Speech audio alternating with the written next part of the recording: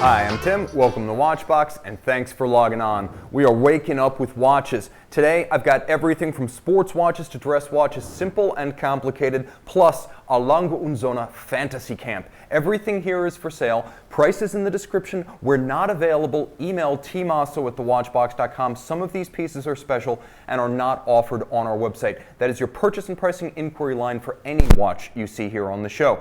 Now, proper names and references in the description regardless. Let's start with some hot stuff. Red hot, in fact, red gold. Launched at Baselworld 2018, this is the 126715 CHNR, better known as the first ever red gold GMT Master 2, with a root beer style two-tone bezel, immense red gold case, bracelet, and clasp, and of course the dual time functionality of the original Rolex Pilot's watch. This is a timepiece that has a lot to offer. A very Miami kind of vacation watch. It's 40 millimeters in diameter and about 12.7 millimeters thick, 100 meters water resistant, and part of the romance of this watch is the richness and the intensity of its colors. As you can see, the one place where you don't have overpowering intensity is the subtlety of the bichromatic Cerachrome ceramic bezel insert with a lovely root beer and black contrast. Now throw this watch on the wrist, and I have to say that a Rolex gold watch of the current era feels like a Rolex platinum watch of the 90s,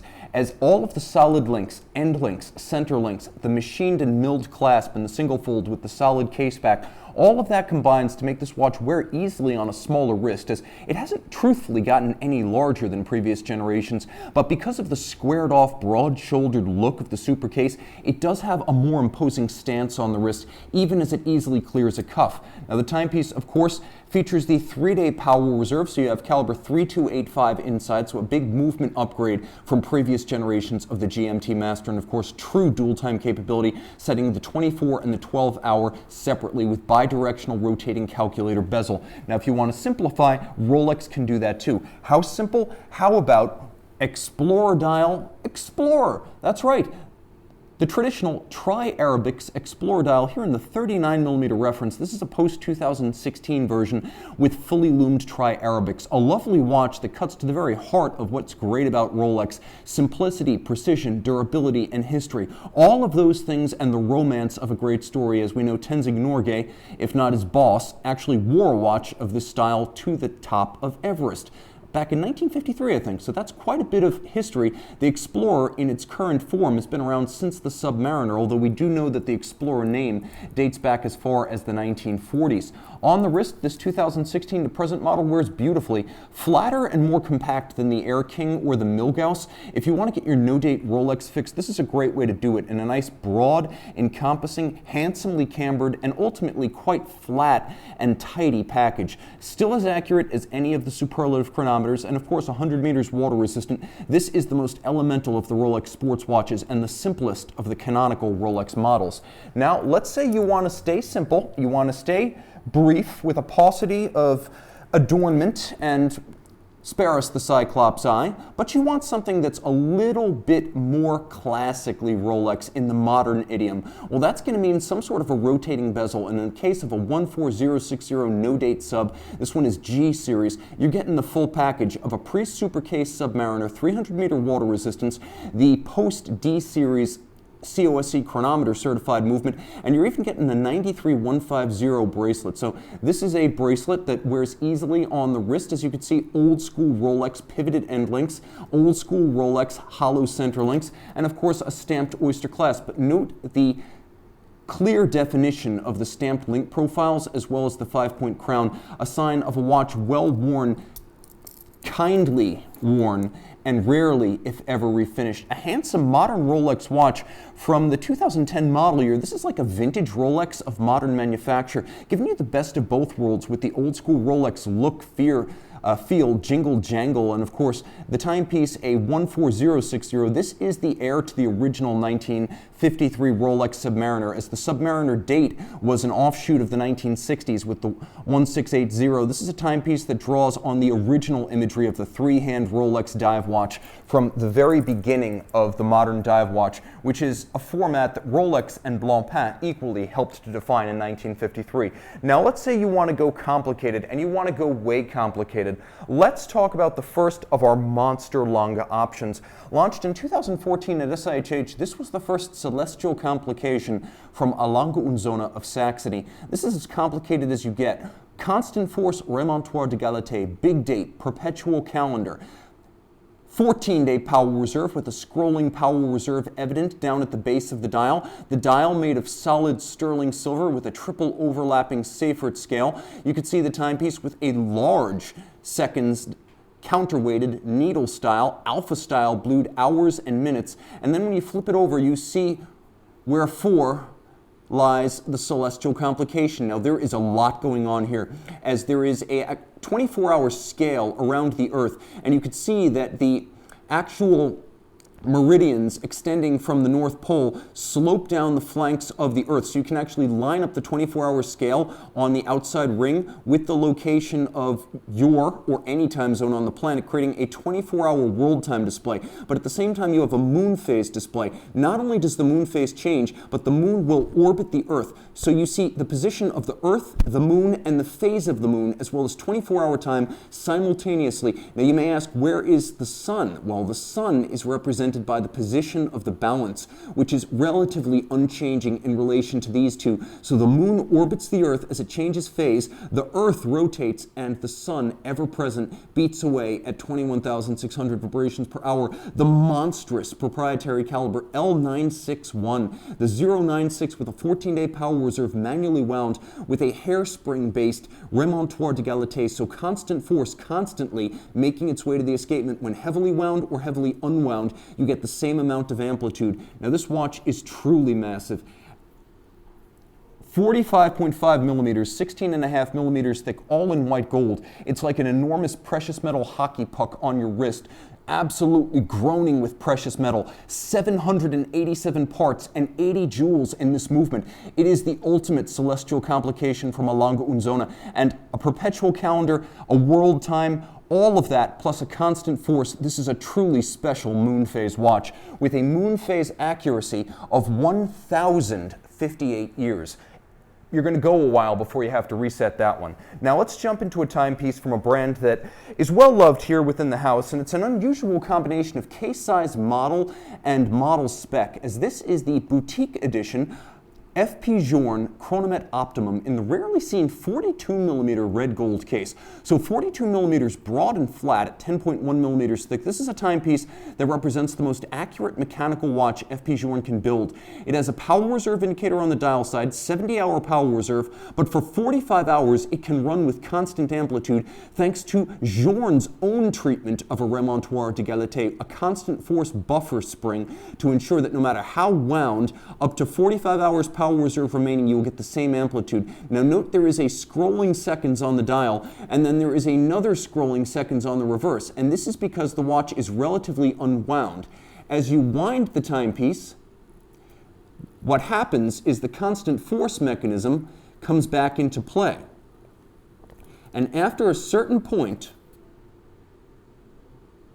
you get a deadbeat seconds on the reverse scale. Rather than a hairspring as used by Lange, FP Journe uses a flat titanium linear spring. Now let's talk about what makes this watch so accurate. It starts with twin mainspring barrels for a very even torque release. Downstream there is the remontoir d'égalité, which is a buffer between the barrels and the escapement itself. So you always get the same amount of power from the linear spring remontoir rather than directly from the barrels. Now downstream of that, there is a double direct impulse natural style escapement inspired by Piguet. It operates with titanium contact points, that is impulsing surface and impulsed surface, and it operates unlubricated for minimal parasitic drag and long intervals between service. But there's more. There's an overcoil hairspring, and the watch has been adjusted not in the standard 5, but 6 positions for outstanding accuracy. Twin barrels, remontoir d'égalité, double direct impulse, 6 position adjustments, and an overcoil hairspring so that the balance and the hairspring will beat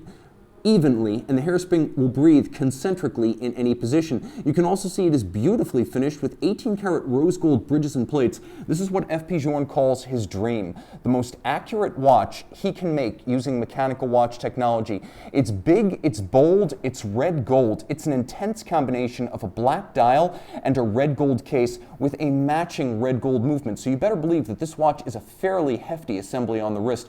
Incredibly sharp. This is F.P. Journe's own dream watch, and pursuant to his dream of building a mechanical watch that can be as accurate as quartz, and that will match some quartz calibers, but it will not match this quartz caliber. Sticking with the House of Journe, we have the 2018 debut F.P. Journe Elegant 48 Titanite. So it is a titanium case with a plasma arced outside deposit atop the titanium core. What this does is it gives it a lovely grayscale appearance, but it also provides outstanding scratch resistance on top of the grade 5 titanium base. A dial made of solid luminova, that is, the entire disc is made of luminova. So instead you see the dial lighting up under the hands, under the numerals, under the scales. So it's effectively a backlit and loomed dial. And the timepiece does feature hacking seconds, but it also has another refinement. There's a small eccentric mass down at 4 o'clock, and as you rotate the watch, that eccentric mass will move. If the watch sits for 35 minutes or more, it goes to sleep and stops impulsing the hands, but a microprocessor keeps the time. On the wrist, when worn daily, this watch has a battery life of 8 to 10 years, but because it can shut itself down entirely while maintaining reference and knowledge of the time, on the shelf, it can sit for 18 years in standby mode. When you move the watch, the hands jump back into position, actuated by that eccentric weight, which wakes up the movement, and the hands will take the shortest path to the correct time, moving forward or backwards, counter or clockwise, depending on what uses the least power. 48 millimeters lug to lug, 7.7 millimeters thick, and 29 millimeters wide. The watch has a screw-down crown, and it's tested to over 50 meters at F.P. Journe, so it is a swimmable watch per F.P. Journe. Now when you turn it over, you can see the caliber 1210. Quite a few years' work spent on this movement, which features both hand finishing and 18-karat rose gold. 18 jewels, this is a lifetime serviceable quartz movement. Luxury quartz, as it's often termed, designed for life. Not just the life of the owner, but the life of the watch, a transgenerational product with the precision of quartz. Throw it on the wrist, and quartz has its privileges. A thin watch, a light watch, a rugged watch, a shock-resistant watch, a water-resistant watch, and of course with that stunning combination of luminova dial, metallic frame, the gray Titanite case, and that spectacular orange F.P. Journe factory strap with a full titanium and Titanite-coated deployant clasp, a rare feature on a Journe watch, that full clasp. Now, speaking extensively about sports watches, we should talk about brands that are historically known for them, and there is none more closely associated, or perhaps I should say more exclusively associated with sports watches than Officine Panerai. Since the first civilian Panerai models bowed in 1993, it's been hard to classify any Panerai watch as anything but a sports watch. But for 2019, after the misfires of 2018, the ivory dials, the white dials, the 38mm case, the female orientation of that year's collection didn't go over well with traditional Paneristi, so Panerai doubled and tripled down on Luminor submersibles, the biggest, butchest, burliest of their timepieces, and this is the 959 with a name shared with a legendary Porsche. This is one high-performance machine. It's in many ways the junior version of the 982 Guillaume Neri flyback chronograph. 42 millimeters in stainless steel with a diving bezel coated in matte finished ceramic. The watch has a lovely gray dial with cyan seconds hand. 300 meters water resistant. It features the world's best sounding bezel detent for a diver. Listen to this.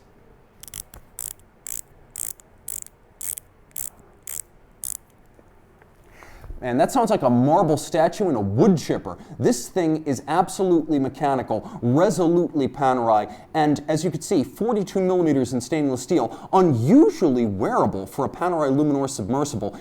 Moreover, thanks to next generation Panerai movements, this is the caliber 34 inside, it's actually only 13.3 millimeters thick, which puts it within a millimeter of a Rolex Submariner. This is a watch that wears easily on my 16 centimeter circumference wrist, comfortable flat, less than 52 millimeters lug to lug, and as you can see, remarkably low cut for a rotating bezel Panerai Submersible. 3-day power reserve, stop seconds, quick set date, and of course a lovely Panerai vulcanized rubber bellows style strap with that 1970s interlocking OP logo. This is a wonderfully comfortable and versatile watch, and they cut no corners. As you can see, the watch features the premium quick release system with the bar and spring retractable dimple on the underside of the strap. You can also see the Soloro Lanticorsa, the pig or manned torpedo on the reverse side. Now this timepiece, as you can see, features the classic device protecting the crown, the lifting lock lever with an internal roller bearing and a cam lobe that locks the watch shut. So you have that wonderful full aspect protection for the crown, but you also get a big heads up if your crown is not locked prior to a dive. And of course, I should also mention that because the locking lever instantly unlocks the crown, you can wind it, you can set it all without having to screw out a screw-down crown. There is no such. This was first deployed by Panerai in the 50s, and it remains distinctive of the brand, engineering and aesthetics in one. In its favor, the case is all of satin finish, but then so again is this one. This is a timepiece known sometimes as the Bronzo 3, properly the Luminor Submersible PAM 671, a 1,000 piece limited edition. The first blue dial Bronzo came out in 2017, and this is a 1,000 piece special series limited edition. 47 millimeters, this is a big boy, and as you can see, things are a little bit different here, as the watch features not the Val Fleurier movement of the previous 959, but a true 9010 Panerai full bridge, free sprung, 3-day power reserve in-house automatic. Thinner than the previous 9000 by 1.9 millimeters. It makes for an altogether slimmer profile than the original 382 Bronzo. And on the wrist, this is Panerai incarnate. If ever the brand's features, functions, and style, the soul of the company, were invested in a single reference, it would be one of the Bronzos. A timepiece that is all about equal measures of modern fit, finish, and materials and historic imagery. This is a timepiece that combines all of them beautifully, and even on my 16 centimeter circumference wrist, you can see I'm really having no trouble wearing this watch. I would recommend it for a wrist as small as 15 centimeters circumference, but beware, it is big. This is not a timepiece for those who prefer discretion. Then again, neither is Panerai a brand for the like. But if you want bronze at a lower cost from a smaller case without compromising anything in capability or brand equity, Tudor is the way to go. And this Tudor Black Bay bronze is 43 millimeters in bronze with a gray bezel, gray dial, tri-Arabic numerals, all applique, 3-day power reserve, COSC chronometer certification, and 200-meter water resistance. It uses a Tudor exclusive movement made by Tudor's subsidiary Canisi, and as a result, it's a timepiece that can be considered all Tudor. Tudor, of course, the smaller cousin of Rolex, playing at different price points and with different styles. The Black Bay considered to be Tudor's modern masterpiece since 2012, but the advent of in-house calibers in the 43mm bronze case have taken it to the next level and giving it the status of a viable Panerai alternative. Even the strap, large, minimally tanned, somewhat rustic and rough with a contrasting stitch and a lovely Alcantara-like suede on the bottom, is a wonderful piece, perfectly matched to the color and the character of the watch. Now let's back up a little bit. Sticking with our sports watches, let's go upscale. Let's go Swiss Holy Trinity. Let's go Vacheron Constantin. And for the second generation overseas family launched in 2004, the Chronograph was the definitive piece. 42 millimeters in stainless steel. The watch seen here features a blue lacquer dial in combination with the steel case and an alligator leather strap in matching blue. Now the timepiece features a Frédéric Piguet movement inside.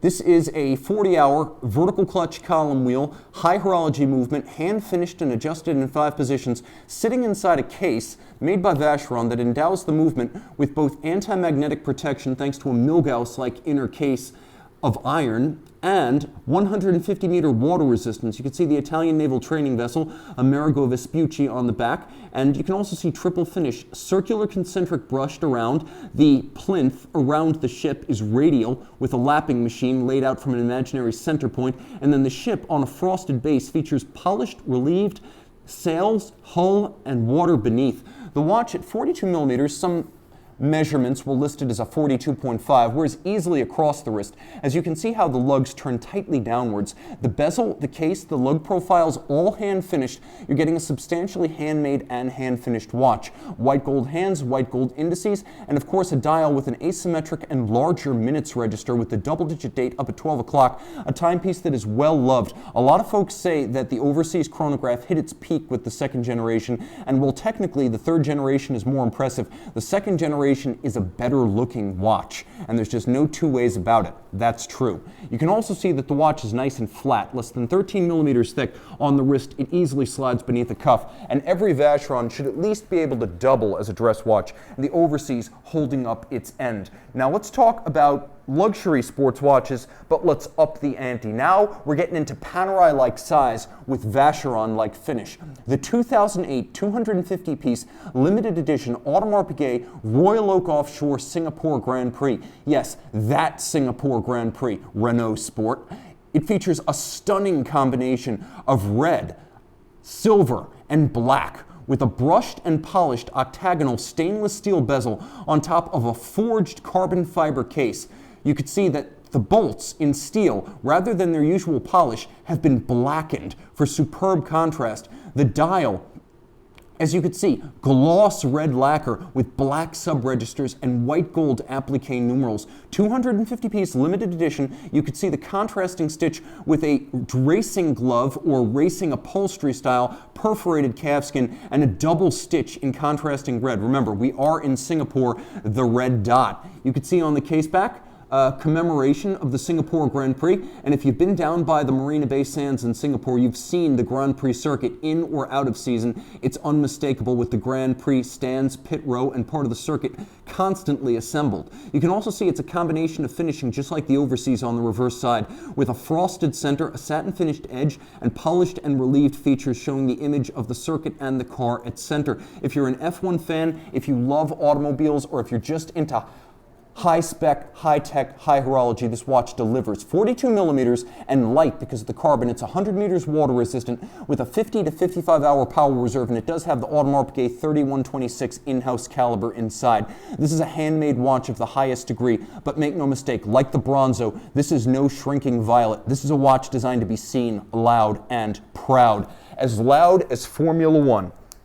Now, let's say you're just as proud, but you don't want to be quite as loud. I've got a solution with this F-Series Audemars Piguet Royal Oak Offshore 15202 ST Jumbo. The silver dial, the first generation of the 15202, made from the year 2000 through 2011. You can see it features the old Stern Frere dial, still made on the pantograph though, prior to taken in-house by AP in 2012. Stern Frere, a descendant of a company founded by the Lords of Patek Philippe, is now a Richemont brand, and so they made the AP tapisserie dials up until 2011. Cut on a pantograph lathe, the fine hobnail here, this is the Petite Tapisserie, not the Grand or the Mega, features these semi-blackened hands and indices in white gold for contrast, and you know this is the older dial because it features the Arabic numerals outboard of the small stick-style indices. You can also see that the silver of the date wheel is not perfectly matched to the silver of the dial, and of course the AP logo is up at 12 instead of down at 6. 39 millimeters though, this is a traditional Gerald Genta style jumbo,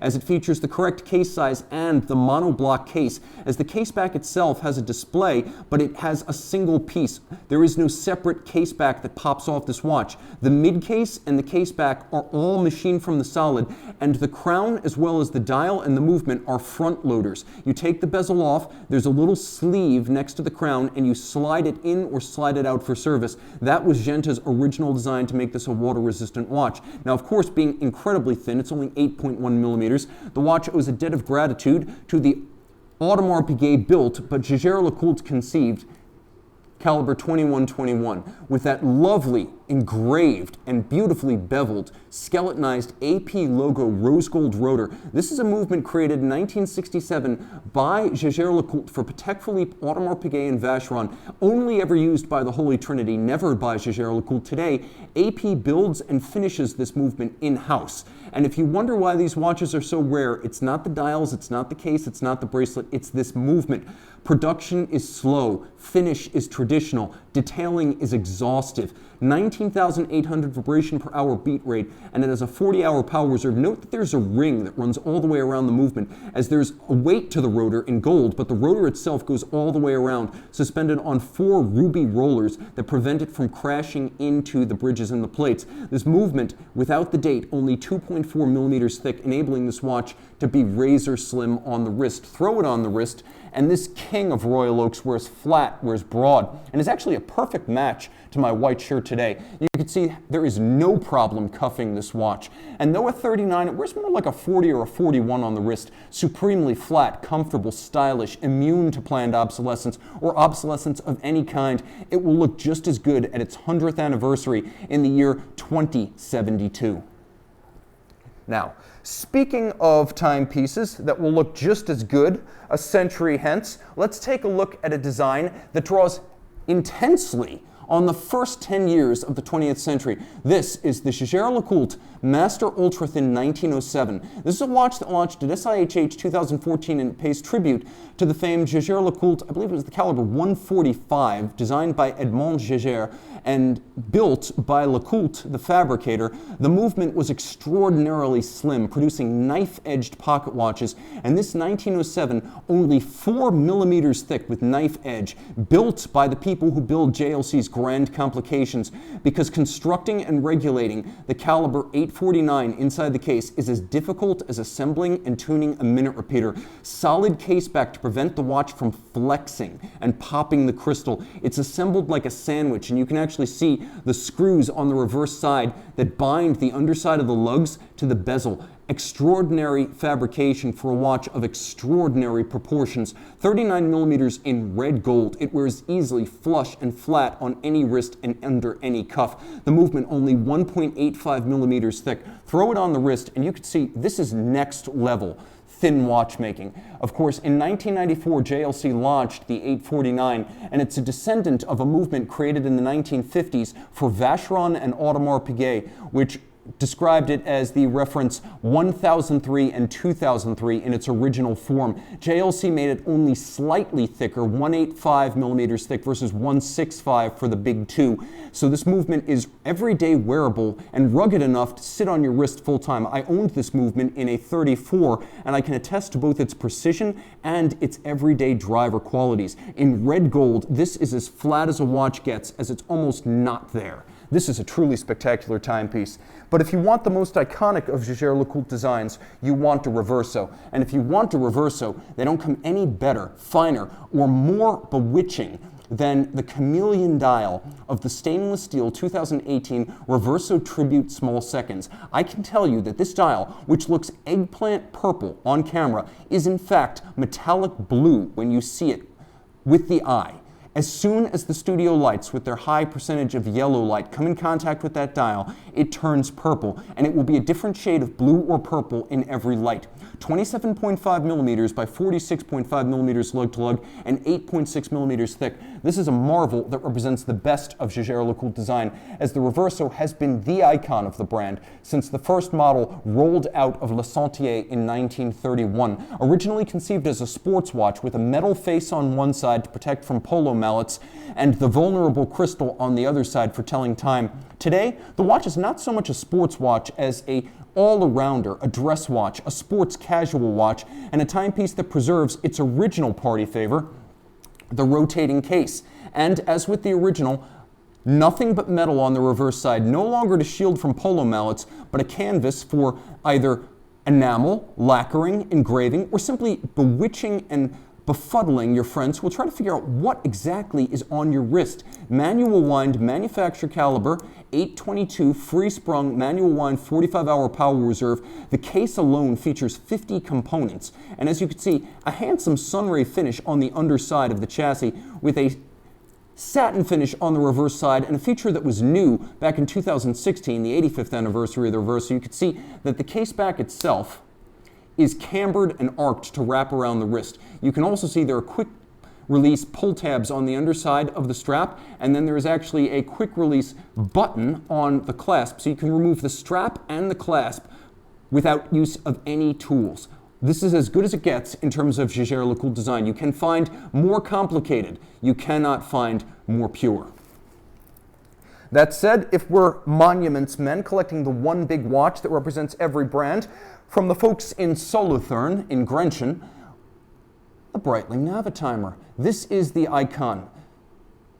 Breitling family, Schneider family, CVC Capital Partners, it doesn't matter. From the first models made in 1954, and yes, I believe the 1954 theory, not 1952 Breitling, this is as pure as it gets. Circular slide rule calculator, best used for multiplication and division. You also have a chronograph on a dial with the Panerai fabrication technique, so the dial itself is actually made of silver, and everything that is silver on the dial is just the visible silver of the dial scratched away. So there's the black galvanizing, that's scratched away to reveal the silver. It is a sterling silver dial. It's also loomed. 43 millimeters in stainless steel. The watch doesn't wear that way. As you can see, it's only 43 millimeters at the bezel, and the case itself is more of a 41, which is why I'm able to wear this in-house caliber Navitimer. As classic as they come with the inverse panda dial, this is how I would choose my Navitimer. Now, you can see on the reverse side, conversion factors for you pilots, but what's most important is what lies within the caliber B01. 3-day power reserve, automatic winding, stop seconds, quick set date, vertical clutch, and column wheel. It has all of the modern standards, and it is a COSC chronometer. All of this in stainless steel. If you're going to own just one Breitling, just one Navitimer, it's going to be this one. Now, let's head east to Schaffhausen, and let's talk about the monumental watch of International Watch Co.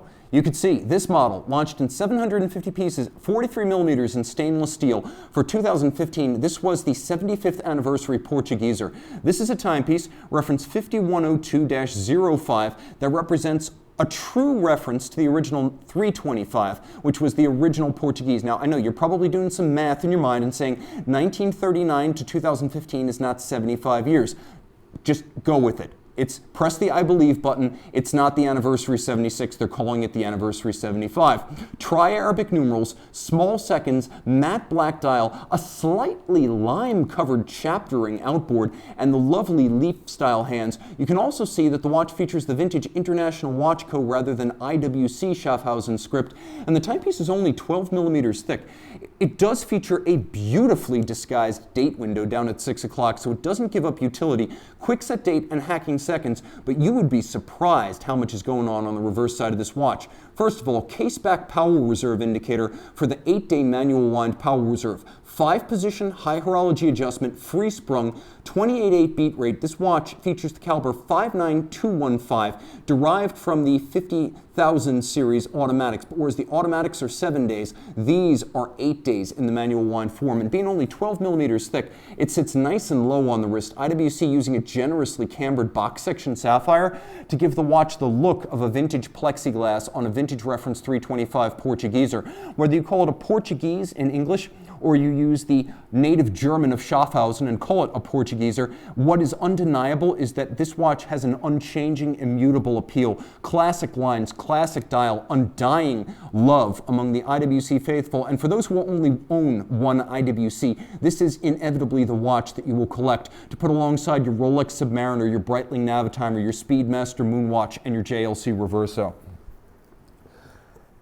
Now, we've talked quite a bit about quite a few special watches, but I have not yet run the table. I think it's always important to talk about high tech when we talk about high mech, and Zenith is pushing the boundaries with a little help from its friend Tag Heuer. Now, this is a watch that launched in 2017, 44 millimeters in grade 5 titanium, light, scratch resistant, and hypoallergenic. This is the Zenith Defy El Primero 21. 2 separate movements, 2 separate mainsprings, a high frequency escapement that beats away at 360,000 vibrations per hour. That powers this 1/100th of a second foudroyant, which, as you can see, allows you to resolve 1/100th of a second. There's a power reserve indicator at 12 o'clock. You have to manually wind the separate chronograph power reserve. 50 minutes for the chronograph, and beaten away at 36,000 vibrations per hour, the standard El Primero organ, so 10 beats per second. That has a 50-hour power reserve. 50 minutes, 50 hours.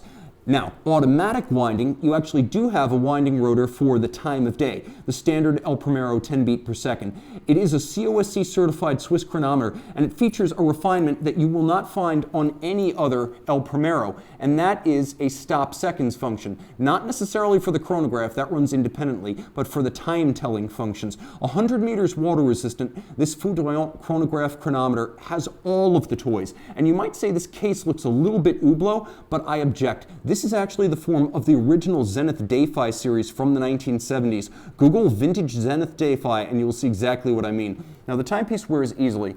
It is actually quite easy to read as the hands and the indices are quite distinct, and it's fully loomed and intuitive to read at night. It uses an Hublot-esque hybrid strap made of alligator leather and rubber with rubber on the bottom to prevent the oils, moistures, heat, sweat, and grit of the skin from prematurely aging the strap. Now, if you take a quick look, you get a matching deployant clasp that features a minderless system, so all the excess length tucks underneath the clasp, so there's no need for minder loops on the strap. This is a great way to get into ultra high-end watchmaking. This is one of the Guy Simon innovations, and if you know about him, you know he was connected to the Tourbillon watches, the high-frequency chronographs, the Monaco V4s, and this is his baby, so you're buying part of that high-end tag aura, and you're getting bedrock solid Zenith watchmaking as the heart and soul of the timepiece. It's a match made in horological heaven, as opposed to some of the LVMH splices, which can be a little bit of horological hell. Now, I promised you a Lange und Söhne fantasy camp, and I plan to deliver that miracle.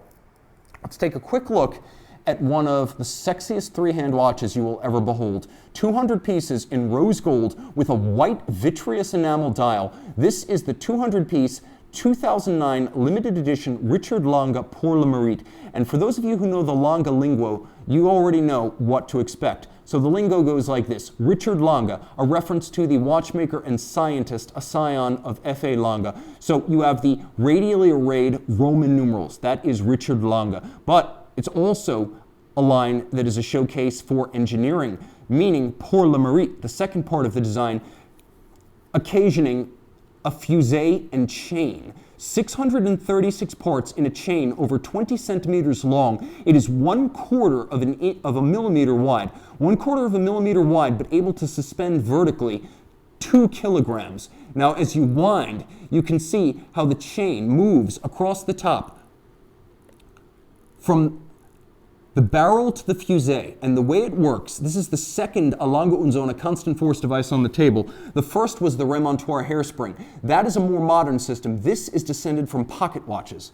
And this system effectively pulls a larger and larger diameter of the fusee as the chain moves from the fusee to the barrel. So as the barrel loses torque, the fusee allows the barrel to pull a larger diameter, increasing its mechanical advantage and providing constant force to the escapement. So right up until the stop works, halts the operation of the watch, for it would not be chronometrically precise beyond the stop works limit.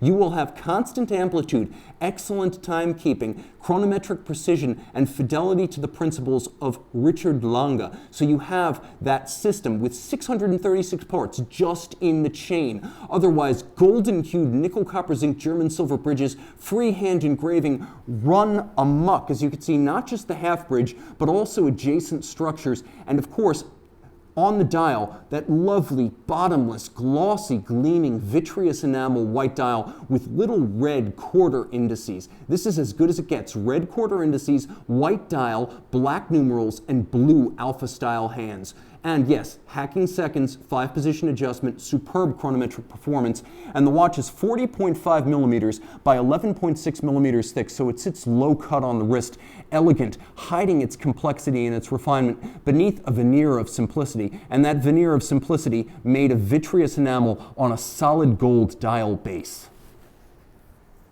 That said, I've shown you 2 monstrous timepieces from Lange, but not the rarest, nor the more refined. This will be the first for me, and I'm thinking for many of you as well, for I have never once beheld in person the Lange und Söhne Cabaret Tourbillon.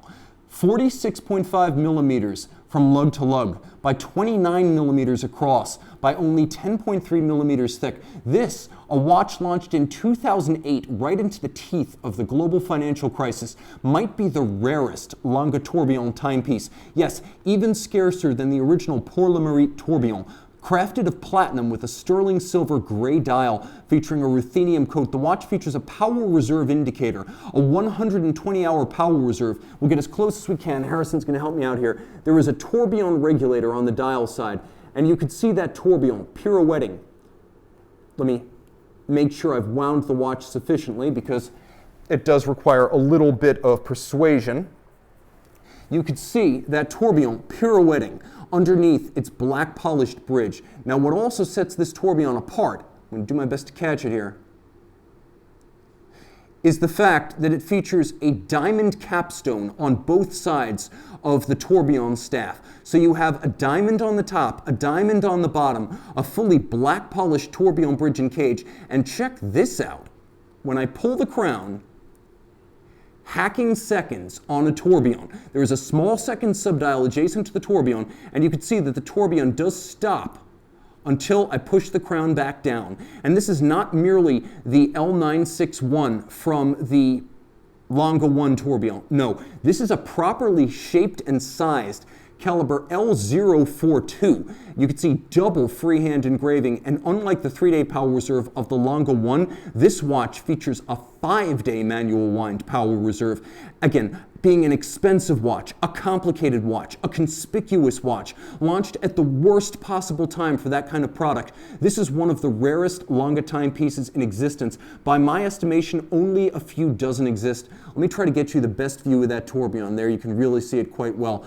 Absolutely hypnotic, and a practical watch with a long power reserve, superb ergonomics, and an easily readable giant date. Throw it on the wrist and you can see the watch features a wonderful camber and curvature to match the arc of the wrist. It's as comfortable as that relatively small Reverso tribute we just saw, but in platinum with a solid sterling silver dial. You really feel the mass of this thing, the mass and the class. And as you can see, cutting no corners, sparing no expense, a Lange und Sohne with the full platinum clasp rather than the pin buckle you find even on relatively deluxe Lange watches. One more look at that tourbillon regulator. I'm going to get super close here.